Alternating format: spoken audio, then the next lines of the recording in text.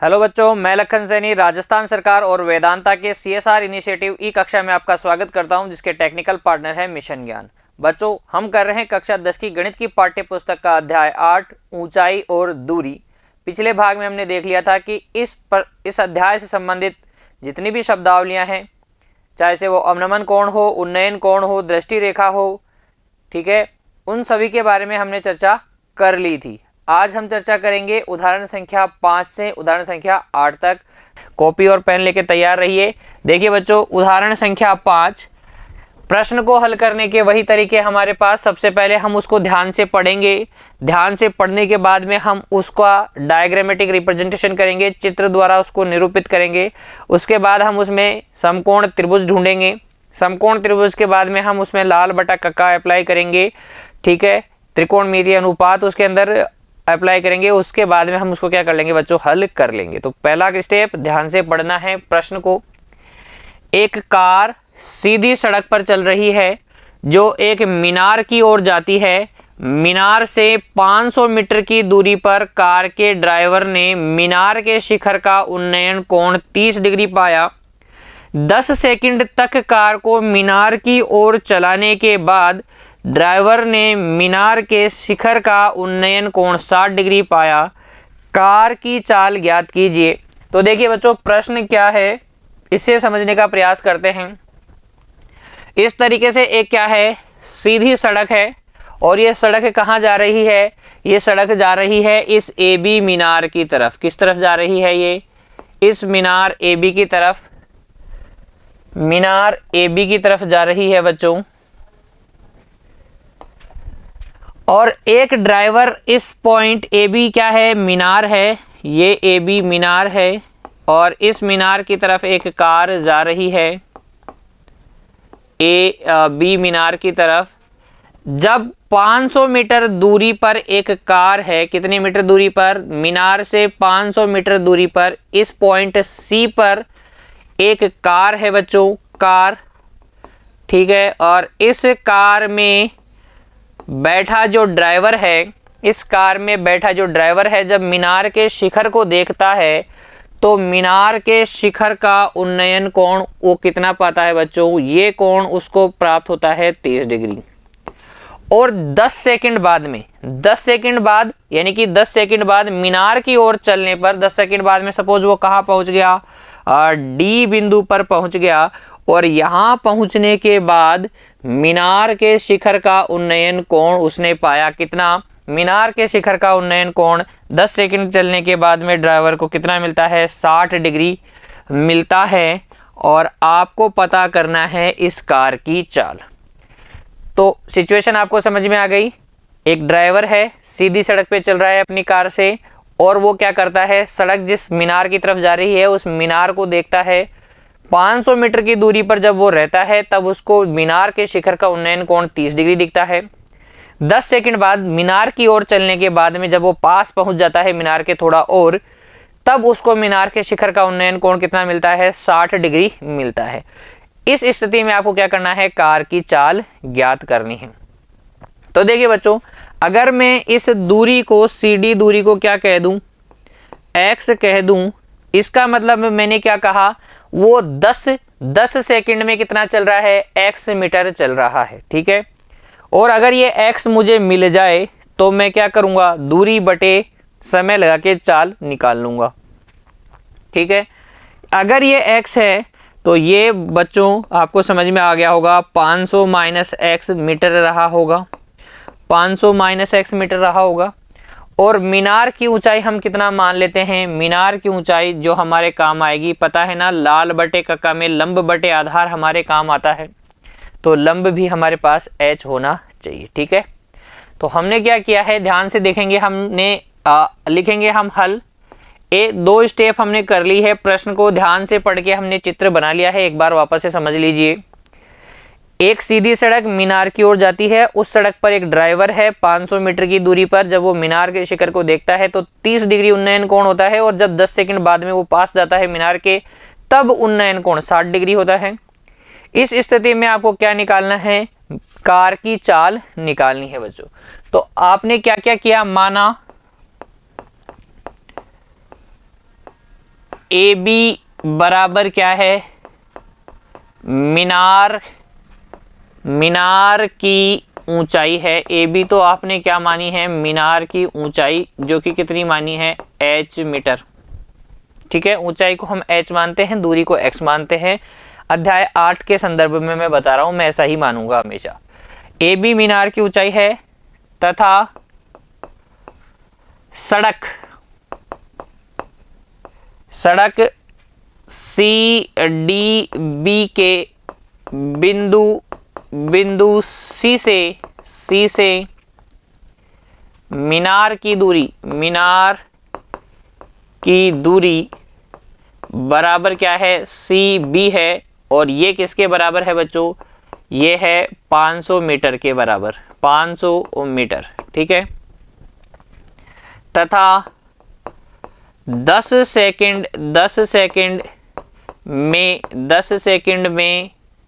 Second में car द्वारा मीनार की ओर चली गई दूरी कितनी है बच्चों, चली गई दूरी है x मीटर। अतः आप लगा लेंगे बी डी कितनी हो जाएगी, 500 माइनस एक्स, 500 माइनस एक्स, और ये क्या है, सी डी। एक्स मीटर क्या है बच्चों, सी डी है, और बी डी कितनी हो जाएगी, 500 माइनस एक्स मीटर। ठीक है, अब देखिए बच्चों, हम देखेंगे समकोण त्रिभुज। तो देखिए सबसे पहले त्रिभुज ए बी सी के अंदर एंगल बी आपके पास 90 डिग्री है। तो टेन थीटा क्या होता है, लंब बटे आधार होता है कि नहीं। टेन थीटा यहाँ से टेन थीटा कितना है, 30 डिग्री है क्या, थीटा 30 डिग्री है। तो टेन 30 डिग्री, अगर मैं 30 डिग्री को थीटा लेता हूँ तो लंब कितना है, लंब h है, और आधार कितना है बच्चों, आधार है 500। आधार कितना है, 500। देख लीजिए त्रिभुज ABC में थीटा के सामने वाला लंब h और आधार ABC का आधार BC कितना है बच्चों, 500 मीटर है। BC कितना है, या CB बोल दो, CB कितना है, 500 मीटर। टेन 30 डिग्री का मान कितना होता है बच्चों, 1/√3, वो कितना है, h बटे 500। और यहाँ से बच्चों h का मान कितना आ गया, h का मान आ गया है 500/√3 मीटर। ठीक है, h का मान कितना आ गया, 500/√3 मीटर। अभी काम कंप्लीट नहीं हुआ है, मैंने कहा जितने भी समकोण त्रिभुज है उनको देखो। इससे तो आपको h मिल गया। दूसरा समकोण त्रिभुज आपको दिख रहा होगा ABD, पुनः लिखेंगे दोबारा से, त्रिभुज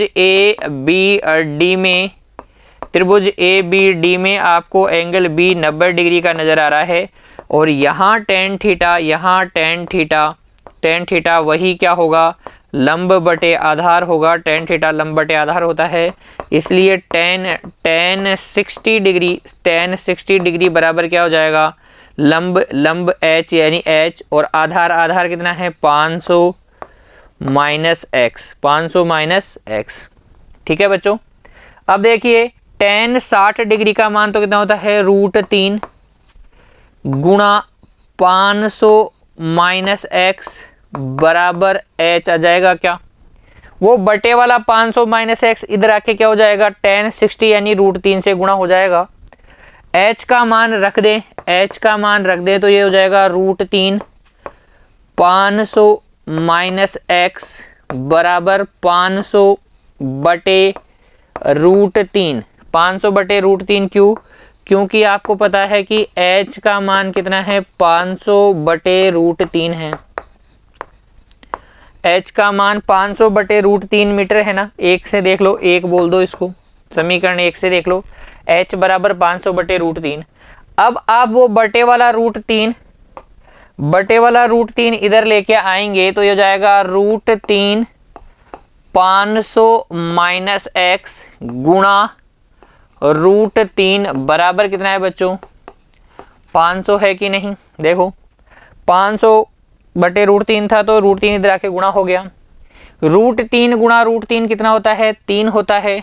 तो ये जाएगा 3 गुणा 500 माइनस x बराबर 500। इसमें किसी को कोई दिक्कत नहीं होनी चाहिए। और यहाँ से ये हो जाएगा 1500 माइनस 3x बराबर 500। ये 3x उधर चला जाएगा तो प्लस का 3x हो जाएगा, और ये 1500 प्लस का 500 इधर आके माइनस का 500 हो जाएगा। और यहाँ से आपको मिल जाएगा x बराबर 1000/3 मीटर। 1000/3 मीटर। अतः हम कहेंगे, अतः कार द्वारा 10 सेकंड में चली गई दूरी बराबर 1000/3 मीटर। इम्प्लाइज कार की चाल निकाल लीजिए बच्चों। चाल बराबर क्या होता है? दूरी बटे समय। तो कार की चाल कितनी हो जाएगी? दूरी तो है आपके पास 1000/3, समय कितना है? 10 सेकंड का। तो जब आप भाग लगाएंगे तो आ जाएगा 100/3 मीटर पर सेकंड।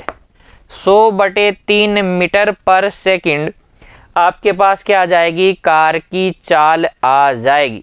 लेकिन अगर मैं इस चाल को किस में बदलना चाहूँ?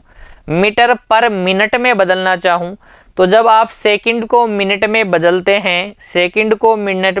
हैं तो 60 से भाग लगाते हैं।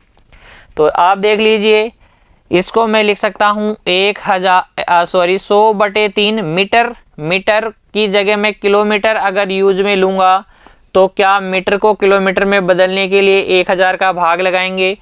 और बच्चों सेकंड को बदलने के लिए क्या आप सेकंड को मिनट में बदलने के लिए 60 का भाग लगाते हैं। तो ये 1/60 लिख देंगे सेकंड की जगह 1/60 मिनट। 1/60 कितना बच्चों? मिनट। देखो किलोमीटर की जगह तो मैंने क्या लिख दिया? मीटर की जगह तो मैंने लिख दिया 1/1000 किलोमीटर। ठीक है, 1/1000 किलोमीटर हो गया। वापस से समझ लीजिए, मुझे लगता है आपको ये फिनोमिना क्लियर नहीं हुआ होगा। समझिए बच्चों, समझिए। आपके पास क्या था? आपके पास था 100/3 मीटर पर सेकंड। तो आपको पता है 100/3 तो अपनी जगह है। मीटर की जगह आप लिख सकते हैं 1/1000 किलोमीटर। मीटर की जगह 1000 किलोमीटर लिख सकते हैं। बटे में, ये सेकंड बटे में है तो इसलिए बटे में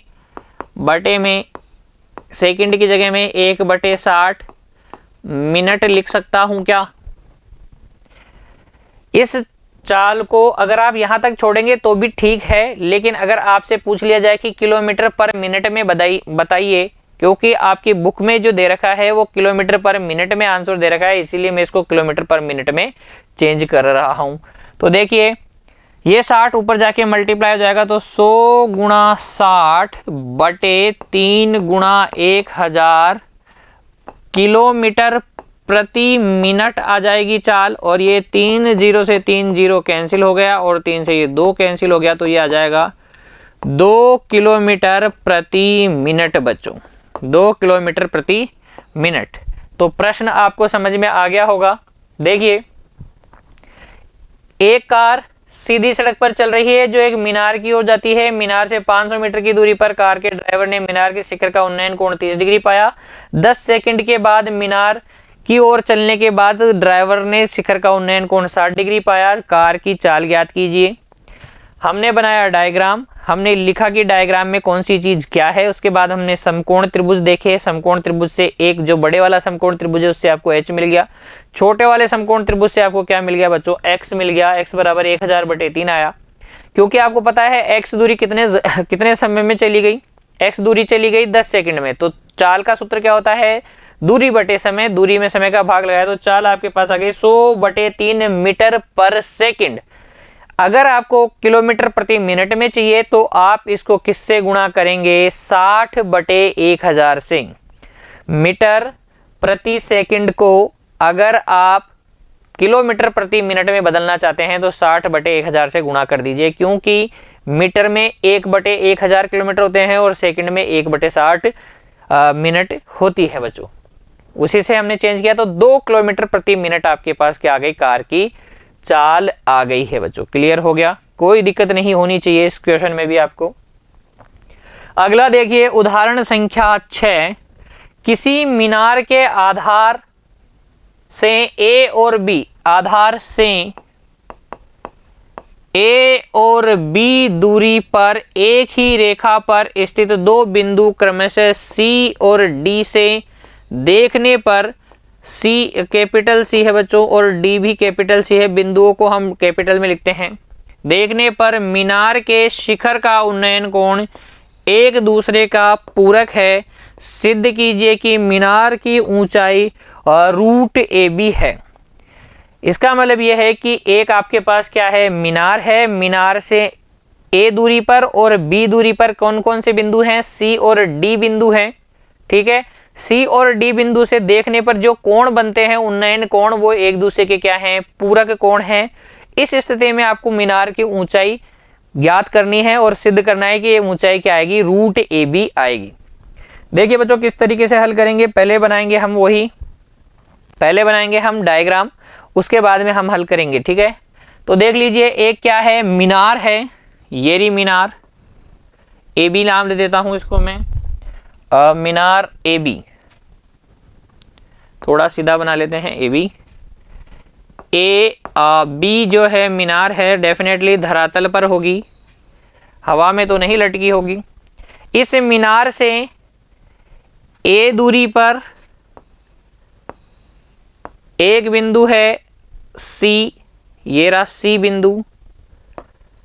बिंदु, और बी दूरी पर एक ही और इसी तरफ बी दूरी पर एक बिंदु है डी, और इनसे मीनार के शिखर को देखने पर, मीनार के शिखर को देखने पर जो एंगल बनता है बच्चों, जो एंगल बनता है, अगर ये थीटा बनता है तो ये कितना बनेगा, 90 डिग्री माइनस थीटा बनेगा।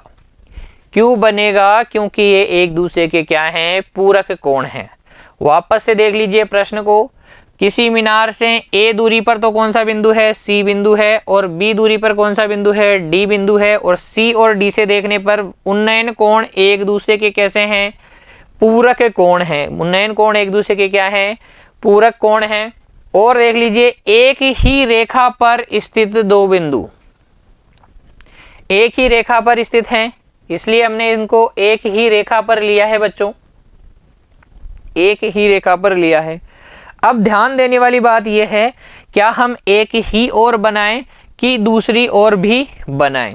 एक को सी बिंदु एक तरफ ले लें और डी बिंदु क्या मैं दूसरी तरफ ले सकता हूं, तो इससे भी कोई फर्क नहीं पड़ेगा, इससे भी कोई फर्क नहीं पड़ेगा। आपको मीनार की ऊंचाई h निकालनी है।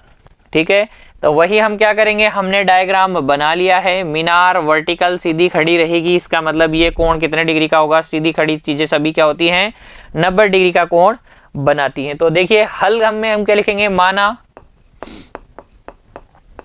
AB क्या है, AB है मीनार की ऊंचाई, मीनार की ऊंचाई वो कितनी है, h मीटर।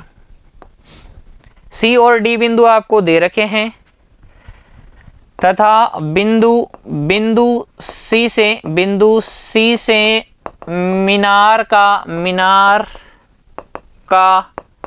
उन्नयन कोण क्या माना है बच्चों आपने, उन्नयन कोण आपने बोला है थीटा। अतः डी से मीनार का बच्चों, मीनार का उन्नयन कोण कितना हो जाएगा, थीटा का पूरक कोण कितना होता है, 90 डिग्री माइनस थीटा। क्या हमने पढ़ा था अध्याय 7 के अंदर, पूरक कोणों के त्रिकोणमितीय अनुपात, वहाँ मैंने आपको पूरक कोण की परिभाषा बताई थी।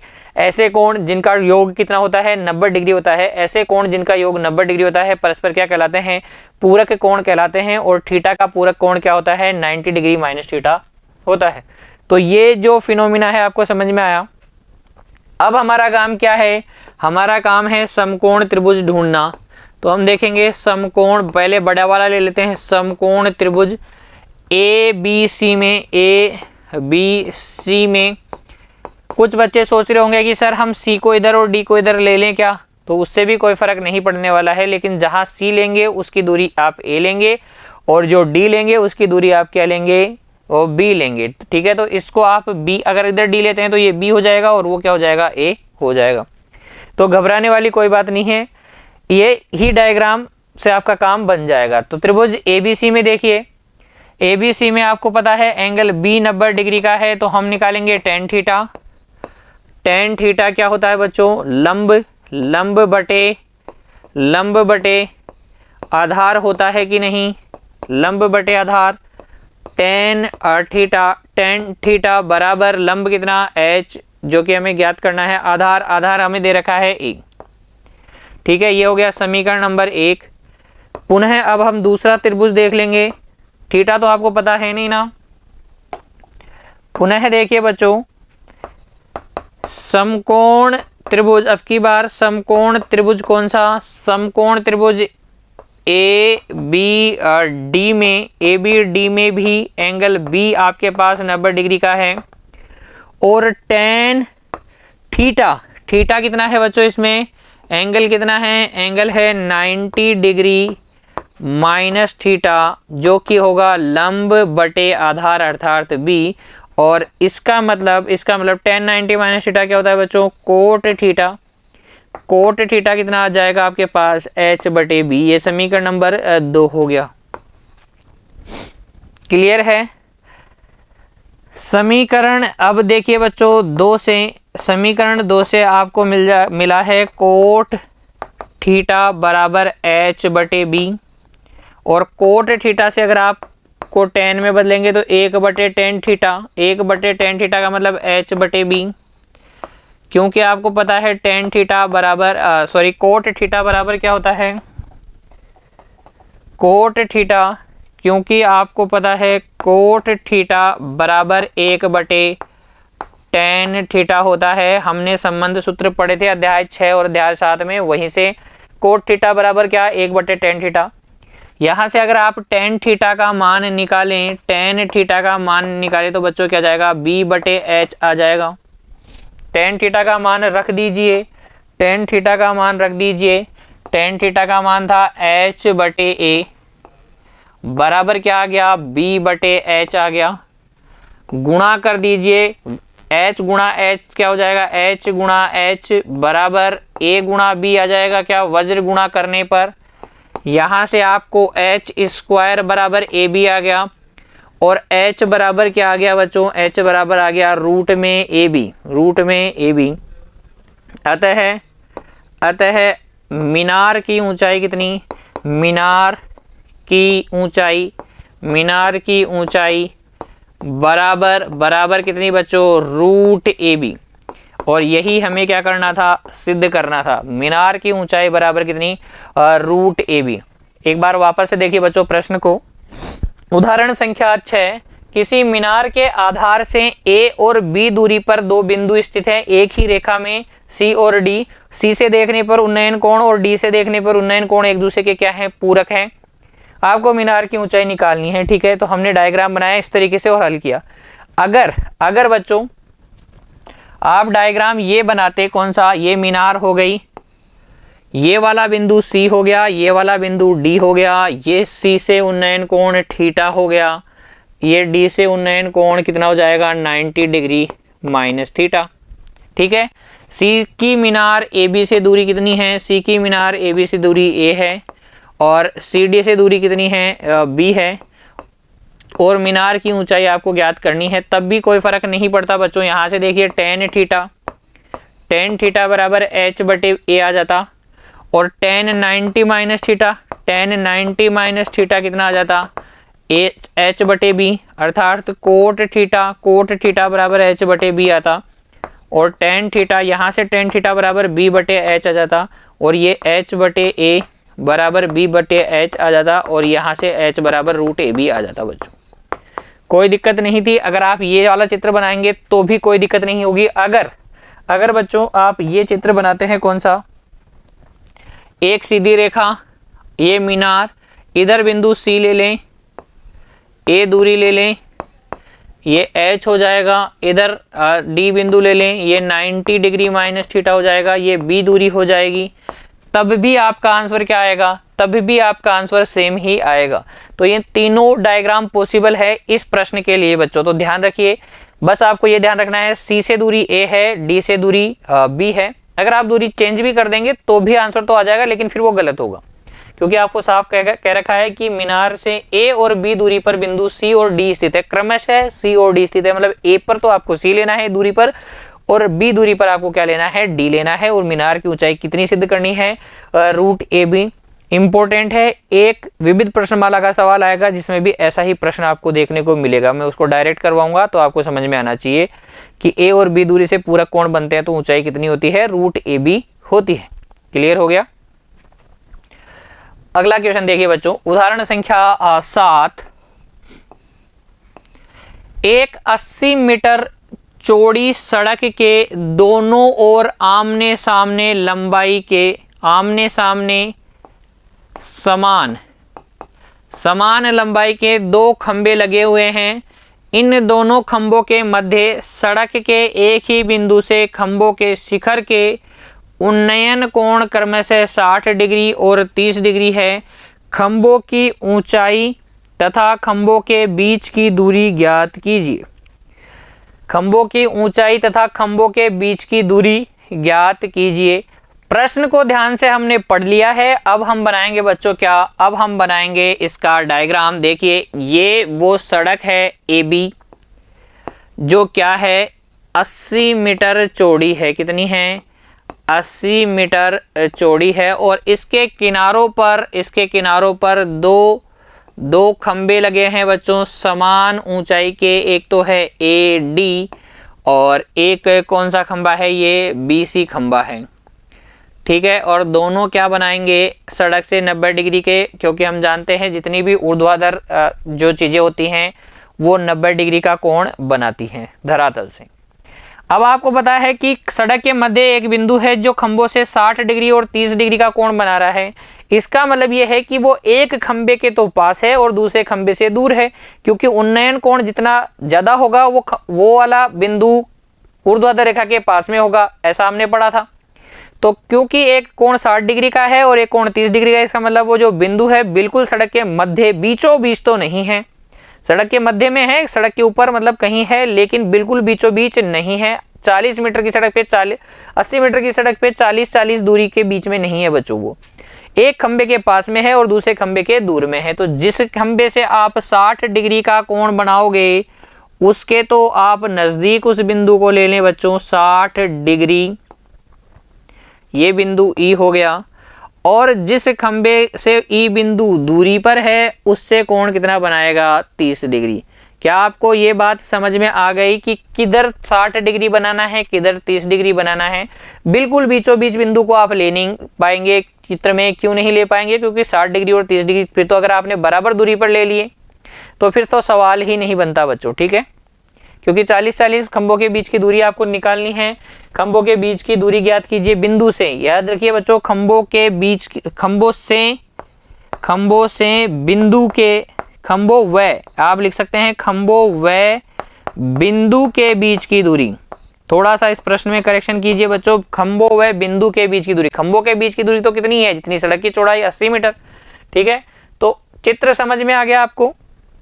सपोज ई बिंदु की यहाँ से दूरी कितनी है, x है, और ये वाली दूरी कितनी हो जाएगी बच्चों, 80 माइनस एक्स हो जाएगी क्या, 80 degree, sorry 80 minus x metre हो जाएगी क्या। समझ में आया? हल लिखेंगे हम।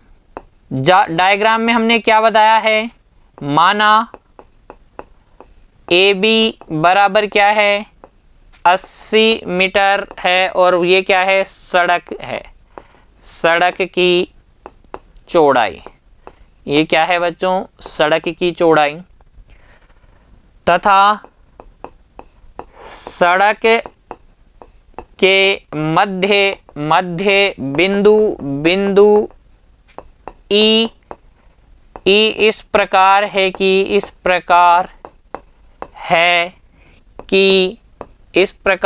कि AE बराबर x मीटर तथा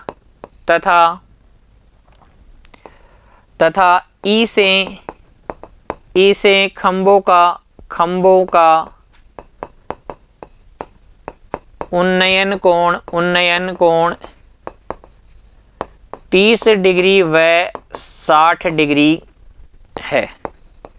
अतः देखिए, ये अगर x मीटर है, अतः आप कहेंगे कि BE जो है 80 माइनस x मीटर हो जाएगा। 80 माइनस कितना हो जाएगा, 180 नहीं है बच्चों, ये 80 है। 80 माइनस x मीटर। समझ में आया। एक सड़क थी 80 मीटर चौड़ी, उसके मध्य में एक बिंदु था ई से एक खंबे का उन्नयन कोण 60 डिग्री, दूसरे का 30 डिग्री था। जिससे 60 डिग्री है उससे उस बिंदु की दूरी हमने x मान ली है, अर्थात हमने AE x मीटर मान लिया है, तो BE 80 माइनस x हो जाएगा। बची हुई दूरी 80 माइनस x हो जाएगी। आपको खंभों की ऊंचाई ज्ञात करनी है। माना खंभों की ऊंचाई दोनों समान ऊंचाई के खंभे हैं, तो खंभों की ऊंचाई कितनी मान लेते हैं हम, h मीटर मान लेते हैं। तो ये भी h मीटर हो जाएगा और ये भी h मीटर हो जाएगा। ठीक है बच्चों, यहाँ कोई दिक्कत नहीं होनी चाहिए, इतने काम में कोई दिक्कत नहीं होनी चाहिए। प्रश्न को अगर आपने ध्यान से पढ़ा है तो चित्र बन जाएगा और चित्र को देखकर आपने जो चीज़ें जो हैं उनको लिख दिया है। लैंग्वेज आपको आनी चाहिए बच्चों, 2-4 बार प्रैक्टिस करेंगे तो लैंग्वेज आपको आ जाएगी, किस तरीके से भाषा बना के लिखनी है। ठीक है, अब आपका काम क्या है, अब आप देख लें समकोण त्रिभुज। तो त्रिभुज कौन सा है, एक तो है AED के अंदर आप देखें तो एंगल A आपको 90 डिग्री दिखेगा, और क्योंकि tan थीटा बराबर होता है लंब बटे आधार, इसलिए tan 60 डिग्री। देखिए बच्चों चित्र में tan 60 डिग्री h बटे x आपको मिल जाएगा। यहाँ से √3 बराबर h बटे x मिल जाएगा और h बराबर आ जाएगा x √3। ये आपके पास समीकरण 1 हो जाएगा। तथा त्रिभुज BEC में देखिए बच्चों एंगल B कितने डिग्री का है, 90 डिग्री का है। यहाँ क्योंकि वापस से आपको पता है tan थीटा बराबर लंब बटे आधार होता है, इसलिए tan 30 डिग्री कितना बच्चों, tan 30 डिग्री बराबर h बटे आधार अब की बार कितना है, 80 माइनस x है, और ये हो जाएगा 1 बटे √3 बराबर h बटे 80 माइनस x। और अगर आप ध्यान से देखेंगे बच्चों तो आप यहाँ वज्र गुणा करेंगे और वज्र गुणा करने पर आपको मिल जाएगा h √3 बराबर 80 माइनस x। 80 माइनस x, ये समीकरण नंबर कितना हो गया, 2 हो गया। अब आपसे h का मान 1 से निकाल के 2 में रख दीजिए बच्चों। 1 में h का मान है उसको 2 में रख दें और लिखें समीकरण 2 में h का मान समीकरण 1 से रखने पर बच्चों, 1 से रखने पर, तो समीकरण 2 आपके पास था h √3 बराबर 80 माइनस x।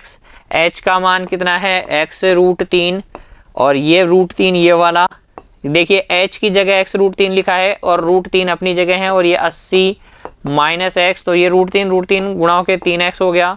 ये माइनस का x इधर आके प्लस का हो गया बराबर 80, 4x बराबर 80 हो गया, और x बराबर कितना आ गया बच्चों, 20 आ गया।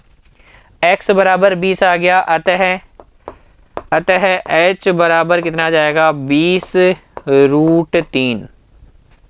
क्यों आ जाएगा, क्योंकि h बराबर क्या था, x √3 था। समीकरण 1 से।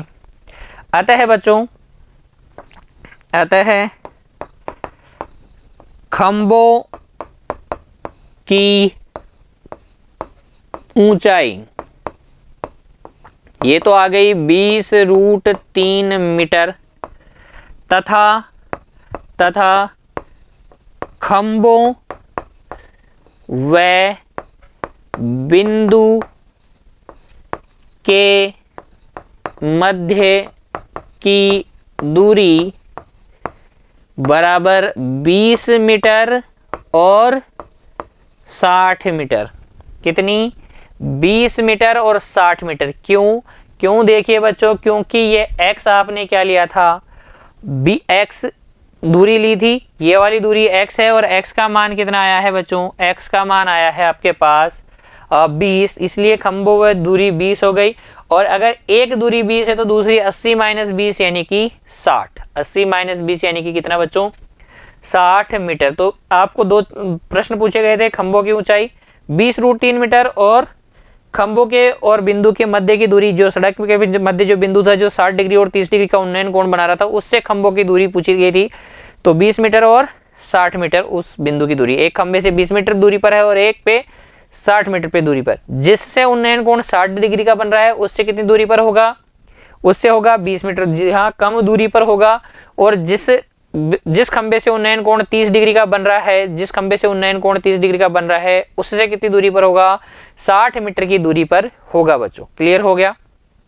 क्लीन तो नहीं हो गया ना, क्लियर होना चाहिए। अगला प्रश्न देखिए, उदाहरण संख्या 8। एक झील के पानी की सतह से h मीटर ऊंचाई पर स्थित एक बिंदु से बादल का उन्नयन कोण अल्फा है तथा झील के पानी में उसकी छाया का अवनमन कोण बीटा है। सिद्ध कीजिए कि पानी के तल से बादल की ऊंचाई h tan beta plus tan alpha बटे tan beta minus tan alpha metre है। तो ये ऊंचाई है किसकी, बादल की। कहाँ से? पानी के तल से। ठीक है, तो प्रश्न क्या है बच्चों, यहाँ समझिए किस तरीके का बात हो रही है। ये एक झील है, ठीक है, ये पानी है इसका, ठीक है, इस तरीके से पानी, झील के अंदर पानी, ठीक है। और हम कहाँ खड़े हैं बच्चों, हम खड़े हैं h मीटर की ऊंचाई पर, पानी के तल से, पानी के ऊपर नहीं, पानी के तल से कितना ऊंचा खड़े हैं हम, h मीटर ऊंचाई पर खड़े हैं। सपोज हम यहाँ खड़े हैं, ये हैं, यहाँ इस बिंदु पर हैं हम, A बिंदु पर, और ये तल से कितना ऊंचा है, h मीटर ऊंचा है बच्चों। यहाँ से जब हम देखते हैं किसको, इस बादल को देखते हैं, किसको देखते हैं, इस बादल को देखते हैं बच्चों। इस बादल को जब आप देखते हो तब इस बिंदु से बादल का उन्नयन कोण बच्चों, उन्नयन कोण आंख से क्षैतिज रेखा, और इस बादल को जब आप देखोगे तो इस बिंदु पर ये क्लाउड है सी क्लाउड को जब आप देखते हो तो ये उन्नयन कोण कितने डिग्री का बनता है, अल्फा डिग्री का बनता है। ठीक है, अच्छा, क्योंकि ये इस झील के ऊपर है, कितना ऊपर है, पानी, झील यहाँ है, देखिए बच्चों यहाँ तक है, और ये कितनी ऊंचाई पर है, आप मान लें कि ये x ऊंचाई पर है। कितनी ऊंचाई पर है, पानी की सतह से कितनी ऊंचाई पर है, x ऊंचाई पे। तो x गहराई पे इसकी क्या बनेगी, छाया। समतल दर्पण आपने पढ़ा है, जितने आगे हम कांच के आगे, अपन सुबह सुबह देखते हैं कांच के आगे, मैं तो नहीं देखता, खैर मुझे ज़रूरत नहीं है, ठीक है। तो जब जितना आगे हम खड़े रहते हैं उतनी ही दूरी पर आपकी क्या बनती है, आपका प्रतिबिंब बनता है। तो पानी भी क्या है, एक समतल दर्पण की जैसे काम करता है। तो यहाँ बच्चों जितनी दूरी पर, जैसे ये CD अगर x है तो उतना ही नीचे यानी कि x दूरी पर ही इसका क्या बनेगा, इस बादल का प्रतिबिंब बनेगा। और अगर आप यहाँ से उस प्रतिबिंब, उस छाया को देखते हैं, बच्चों, उस छाया को देखते हैं, तो ये जो एंगल ऑफ डिप्रेशन है, अवनमन कोण है, ये कितने डिग्री का है, बीटा डिग्री का है। तो क्या क्या चीज़ आपको समझ में आनी चाहिए, पानी कि सतह किसका काम करती है, समतल दर्पण का काम करती है। तो जो चीज इससे x मीटर ऊंचाई पर है उसका प्रतिबिंब x मीटर गहराई पे बनेगा। क्योंकि ये बादल x मीटर ऊंचाई पर था तो x मीटर गहराई पर, तल से x मीटर गहराई पर ही इसका क्या बनेगा, प्रतिबिंब बनेगा। जब हम बादल को देख रहे हैं तो एंगल ऑफ एलिवेशन बनेगा क्योंकि बादल ऊपर है, ठीक है। हम कहाँ हैं, इस तल से h मीटर ऊंचाई पर। यहाँ से जब बादल को देखते हैं तो एंगल ऑफ एलिवेशन अल्फा है। और जब हम इसकी परछाई को देखते हैं, इसके प्रतिबिंब को देखते हैं तो नीचे की तरफ देखना पड़ेगा। और जब आप नीचे की तरफ देखेंगे तो एंगल ऑफ डेविएशन बनेगा, अवनमन कोण बनेगा, जो कि कितना है, बीटा है। चित्र आपको समझ में आ गया क्या? अगर नहीं आया है तो वीडियो को यहीं रोकें, वापस जाएं, पीछे प्रश्न को पढ़ें। प्रश्न को पढ़ने के बाद जैसे जैसे मैंने डायग्राम बनाया है वैसे वैसे खुद बनाएं, उसके बाद में आप प्रश्न को आगे हल करें बच्चों, ठीक है। तो देखिए यहाँ है क्या, यहाँ चित्र में क्या क्या कौन कौन सी चीज है। माना बादल पानी के तल से बादल कौन है, बादल है C की ऊंचाई कितनी है, पता है CD, और वो कितनी है, x मीटर, जो कि आपको ज्ञात करनी है या फिर सिद्ध करना है कि वो होगी h tan alpha plus tan beta बटे tan beta minus tan alpha, ठीक है। तो ये ऊंचाई आपने x मान ली है जो कि आपको ज्ञात करनी है। CD ऊंचाई है तथा AB बराबर, AB क्या है बच्चों, AB वह है पानी की सतह से h मीटर ऊंचाई पर स्थित बिंदु है। h मीटर ऊंचाई से जहां से हम देख रहे हैं वो बिंदु है। AB क्या है, बिंदु A लिख देता हूं मैं, तथा बिंदु A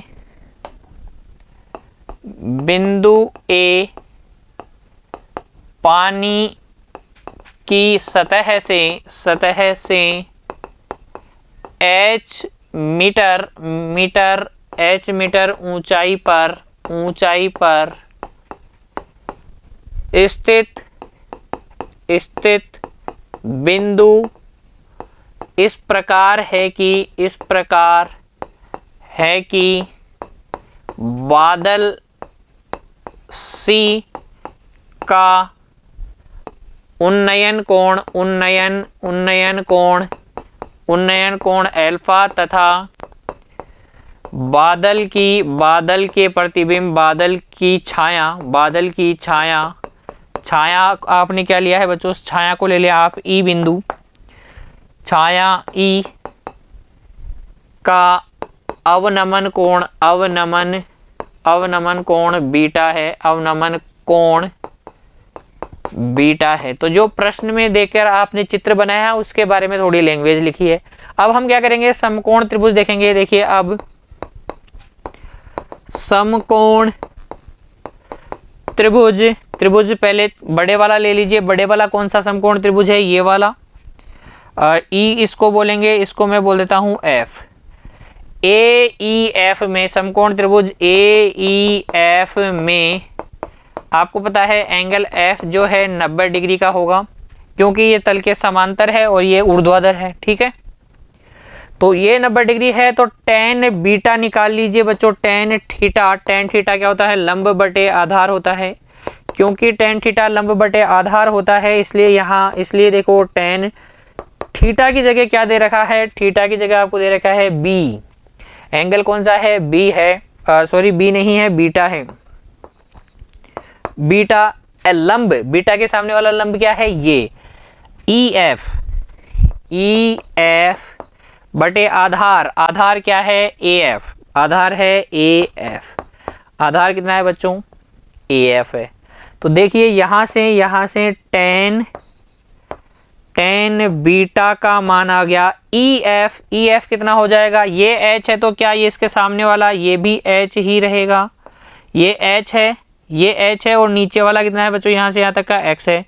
तो क्या मैं इसको लिख दूं H प्लस X बटे AF, और यहाँ से AF का मान आ जाएगा, AF बराबर आ जाएगा बच्चों एच प्लस एक्स बटे टेन बीटा, समीकरण नंबर 1।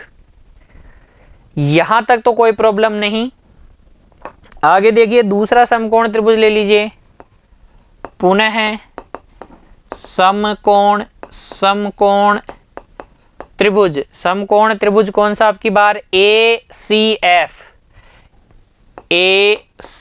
एफ में एंगल एफ कितने डिग्री का है, 90 डिग्री का है। एंगल एफ 90 डिग्री का, क्योंकि बच्चों टेन थीटा बराबर लंब बटे आधार होता है, इसलिए टेन थीटा की जगह अल्फा और लंब कितना है, लंब है आपके पास सी एफ बटे ए एफ, और यहाँ से टेन अल्फा सी एफ। देखिए बच्चों सी एफ डायग्राम में देखिए, ये यहाँ से यहाँ तक का पूरा कितना था, x ऊंचाई पे था। कितना था, x ऊंचाई पे। तो अगर ये h में हटा लूँ तो ये क्या, ये x माइनस एच मिलेगा क्या आपको। तो सी एफ कितना है, x माइनस एच है, x माइनस एच बटे ए एफ, और यहाँ से ए एफ बराबर कितना आ जाएगा बच्चों, ए एफ बराबर आ जाएगा x माइनस एच बटे टेन अल्फा, टेन बीटा नहीं बच्चों, टेन अल्फा। समीकरण 1 से ए एफ का मान रखने पर, ए एफ का मान रख दीजिए, ए एफ का मान है x प्लस एच बटे टेन बीटा बराबर, यहाँ क्या चल रहा है, x माइनस एच बटे tan alpha, x minus H बटे टेन अल्फा। देख लीजिए ए एफ का मान कितना है बच्चों, h प्लस एक्स बटे टेन बीटा, मैंने यहाँ h प्लस एक्स बटे टेन बीटा ही लिखा है। अब आप क्या कर दें, वज्र गुणा कर दें, तो ये टेन अल्फा तो गुणा हो जाएगा x प्लस एच से, और ये टेन बीटा गुणा हो जाएगा x माइनस एच से। आपको निकालना क्या है, x निकालना है, अंदर गुणा कर दीजिए तो जाएगा x ten alpha plus x नहीं बच्चों x नहीं, h से गुणा होगा ना, x गुणा तो हो गया है, अब हो जाएगा h टेन अल्फा बराबर x tan beta minus h tan beta आ जाएगा क्या। x वालों को एक तरफ कर लीजिए, h वालों को एक तरफ कर लीजिए, तो यहाँ से आपको देखो मिलेगा h टेन अल्फा तो पहले से ही है, वो माइनस का h टेन अल्फा इधर आके जुड़ जाएगा, तो ये हो जाएगा h टेन अल्फा नहीं बच्चों बीटा, ये माइनस का h टेन बीटा आके इधर जुड़ जाएगा। इधर देखिए x टेन बीटा पहले से ही है, ये x टेन अल्फा उधर जाके घट जाएगा, तो x टेन अल्फा बचेगा, माइनस का x टेन अल्फा हो जाएगा। इन दोनों में से h कॉमन आ रहा है, तो ये हो गया common h tan alpha plus tan beta. उधर आप लोग समझ गए होंगे कि x कॉमन आ रहा है, तो टेन बीटा माइनस टेन